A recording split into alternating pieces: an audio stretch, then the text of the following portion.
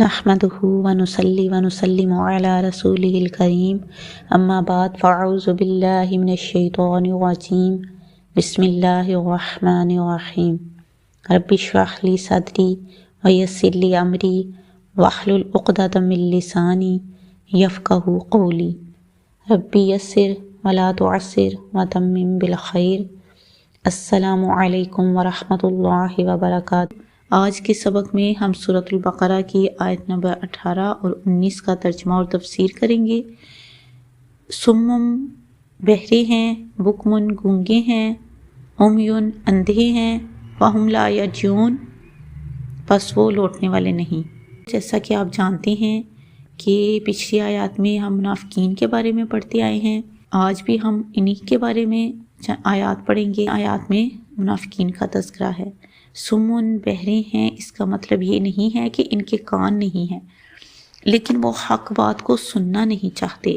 بکمن گونگے ہیں، اور گونگے کا مطلب یہ ہے کہ حق بات بول نہیں سکتے، کہتے نہیں، کسی کو سن لیتے ہیں مگر کسی کو بیان نہیں کرتے، سمجھتے نہیں۔ عمیٌ اندھے ہیں، حق بات دکھائی نہیں دیتا ان کو۔ فہم لا یرجعون اور نہ ہی وہ پلٹیں گے، کس طرف؟ حق کی طرف، سیدھے راستے کی طرف، کیونکہ وہ اوپر سے تو مسلمان ہیں لیکن اندر سے وہ کافر۔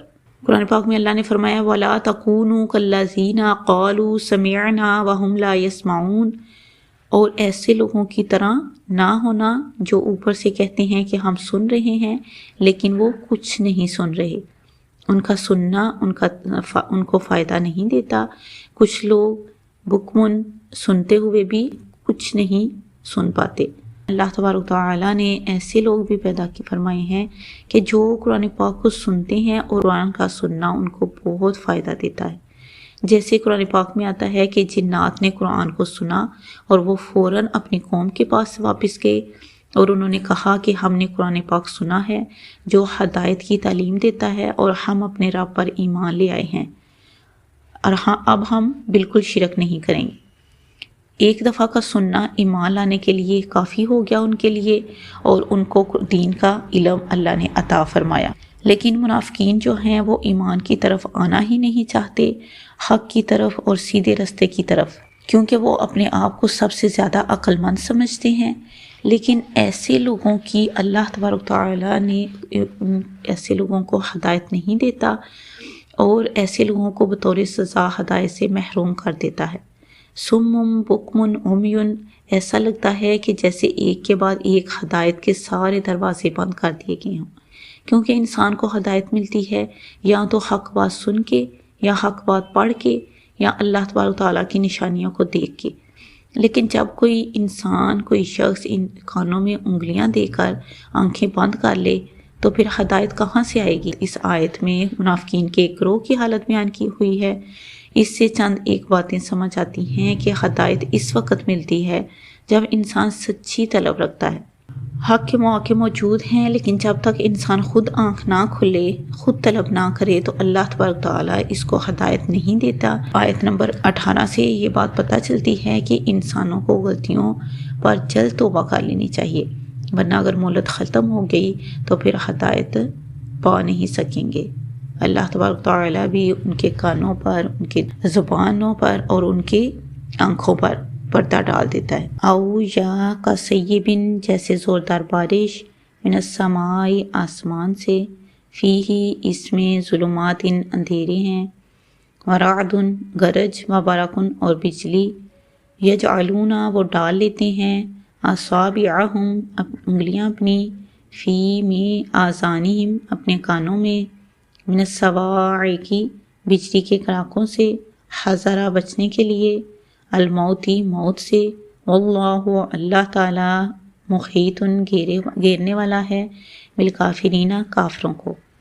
او کصیب من السماء فیہ ظلمات ورعد وبرق یجعلون اصابعہم فی آذانہم من الصواعق حذر الموت واللہ محیط بالکافرین۔ او کسیبن، جیسے زوردار بارش آسمان سے، اور اس میں اندھیرے ہیں، گرج ہے اور چمک ہے، اور وہ اپنی انگلیاں اپنے کانوں میں ڈال لیتے ہیں، بجلی کے کڑاکوں سے بچنے کے لیے اور موت کے ڈر سے، اور اللہ ان کے کافروں کو گھیرنے والا ہے۔ او کسیب من السماء، زوردار بارش آسمان سے، اور یہاں اشارہ ہے وحی الہی کی طرف، قرآن مجید کی طرف، کہ قرآن احکام الہی جاری ہو رہے ہیں۔ فیہ ظلمات و رعد و برق، اور اس میں اندھیرے ہیں، گرج ہے بجلی کی بھی، اور یعنی چمک ہے، یعنی کہ اللہ کی طرف سے جو وحی آ رہی ہے اس میں وعید بھی ہے، وعدے بھی ہیں، ڈرانے والی آیات بھی ہیں، اور خوف ہے، امید بھی ہے۔ منافقین کا یہ حال ہے کہ یجعلون اصابعہم فی آذانہم، کہ قرآن احکامات کو سمجھنے کی بجائے، ان پر غور کرنے کی بجائے اپنی انگلیاں اپنے کانوں میں دے دیتے ہیں۔ من السباع کی، کیوں انگلیاں کانوں میں دیتے ہیں؟ کڑاکوں کے ڈر سے۔ اور یہ کڑاکے کیا ہیں؟ ایسی آیات جن میں ان کا حال کھول کر بیان کیا جا رہا تھا، ان کی منافقت کھولی جا رہی تھی، لیکن سخت احکامات، حذر الموت، موت کے ڈر سے، کیونکہ ان کا حال یہ تھا کہ ہر بات کو یہ اپنے خلاف سمجھتے تھے۔